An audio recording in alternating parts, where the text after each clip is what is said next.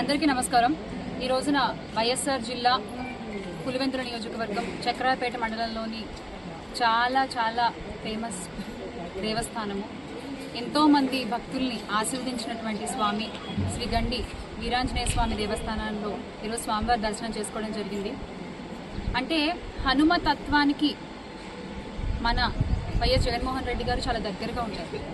ఎన్ని అవరోధాలు వచ్చినా, ఎన్ని కష్టాలు వచ్చినా పూర్తి చేయవలసినటువంటి కార్యాన్ని పట్టుదల వదలకుండా ఎన్ని విఘ్నాలు కలిగినా సాధించుకుని వచ్చేటువంటి తత్వం మన వైఎస్ జగన్మోహన్ రెడ్డి గారు।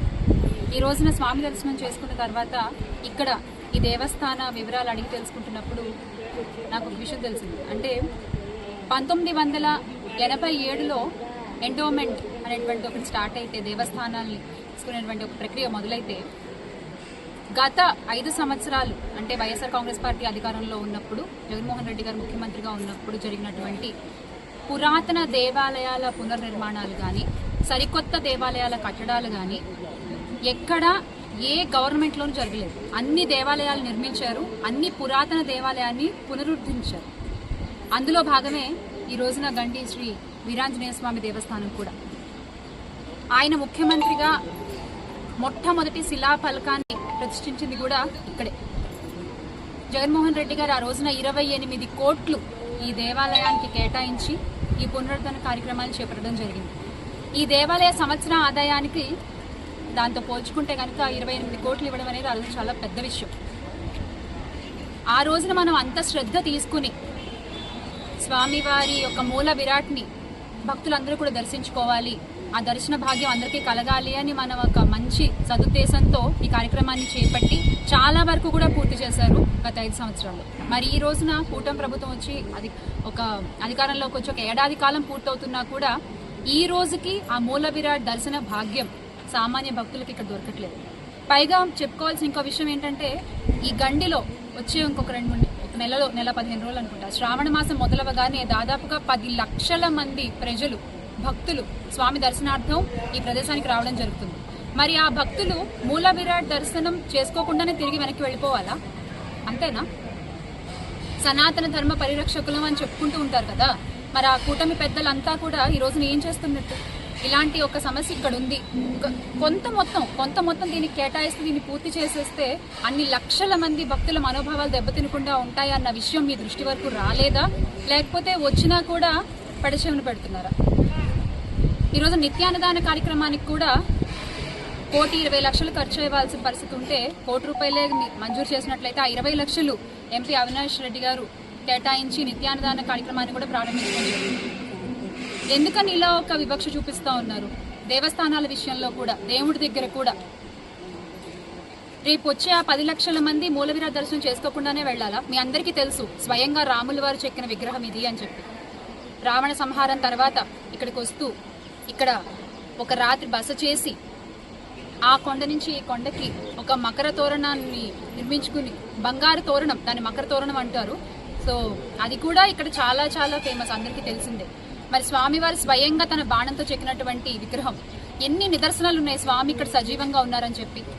మీ అందరికీ తెలుసు, వామహస్తానికి కేవలం 4 వేళ్లే చెక్కగలిగారు సుముహూర్తంలో, ముహూర్తకాలం దాటిపోయిందని చెప్పి ఆ 5వ వేలు, చిటికెన వేలు చెక్కకుండా వదిలేస్తే దాన్ని మళ్ళీ మనం ఏ శిల్పితోనూ చెక్కిద్దామని ఎంతమంది ప్రయత్నించినా కూడా స్వామి విగ్రహం నుంచి రక్తం కారణం మనందరం గమనించవచ్చు।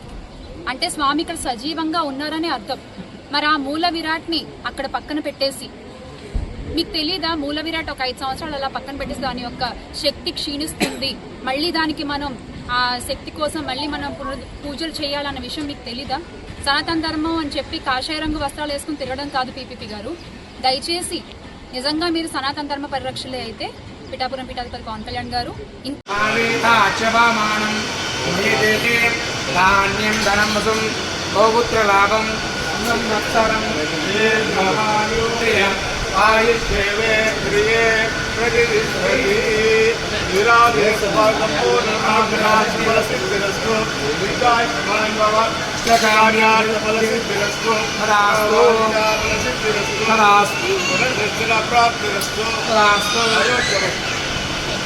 महावीरान्मने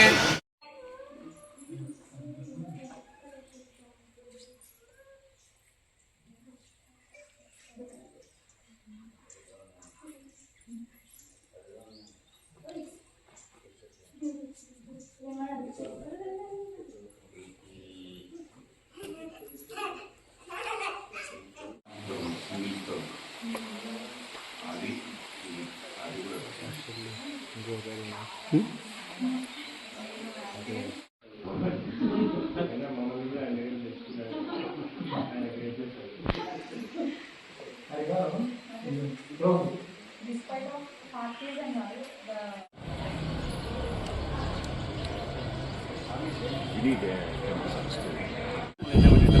మొత్తం 26 కోట్ల పంటకు మొత్తం 110 పిల్లర్స్ ఆ మధ్యలో 20 కోట్లు ఇది మళ్ళా మామూలు మళ్ళా అదే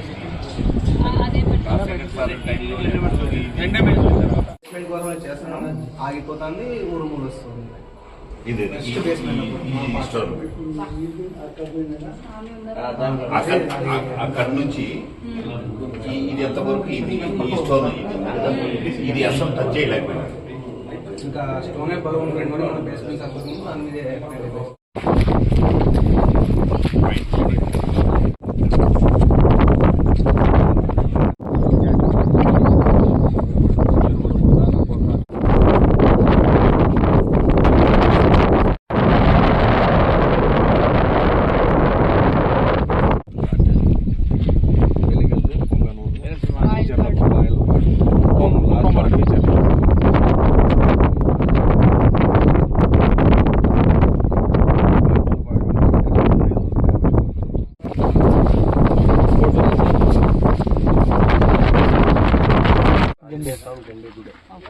ఆ గుడిలో కూడా ఇప్పుడు బయట పెట్టి బయట పెట్టడం చాలా